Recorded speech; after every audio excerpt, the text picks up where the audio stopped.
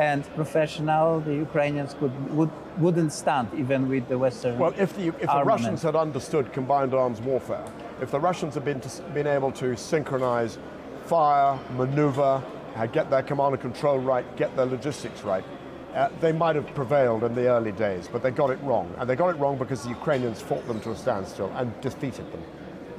All right, so what should the NATO countries do? Because for the next 20 years, there was this picture that there is a war looming somewhere behind the horizon, and that war will be fought with, I don't know, some drones or robots, or we'll have terminators or anything. And well, it turns out that this is the war like we know it. The people are in trenches, the people are suffering during the combat. It needs endurance and stamina for the soldiers to fight. The basic nature of war will never change, but this is different. This is 21st century warfare.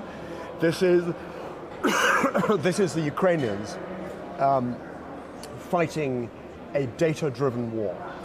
They have pulled together technical capabilities from Starlink to apps on tablets, drones, the use of artificial intelligence to analyze targeting, and they are fighting smart as a result. Their use of drones, their use of cyber, their use of data, this is absolutely 21st century warfare.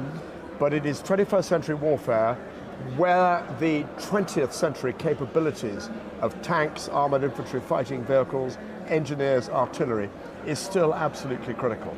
And it's the blend of the two that is ultimately going to give Ukraine the victory that they deserve and will achieve. So the military intelligence, the recon on the battlefield or situation, and of course supplies, because that's what Ukrainians are short of, and apparently we too, because last year it turned out that we don't have enough shells for the guns that NATO countries supply to Ukraine.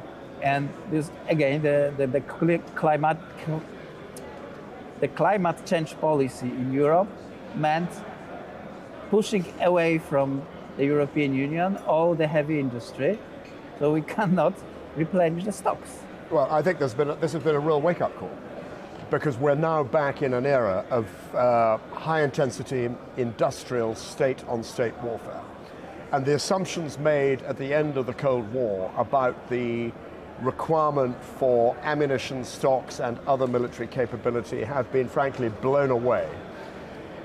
And there is now a fundamental requirement to relook at our economies, relook at our defense forces, to be prepared not only to continue to support Ukraine to the end, and the end is victory for Ukraine, which means ramping up the support of ammunition and military equipment.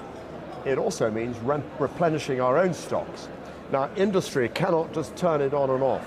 So this requires the mobilization of war economies, state intervention in the establishment of ammunition factories, speeding up the supply chain, and perhaps looking at industry to say, manufacturing industries, to say that instead of making bicycles,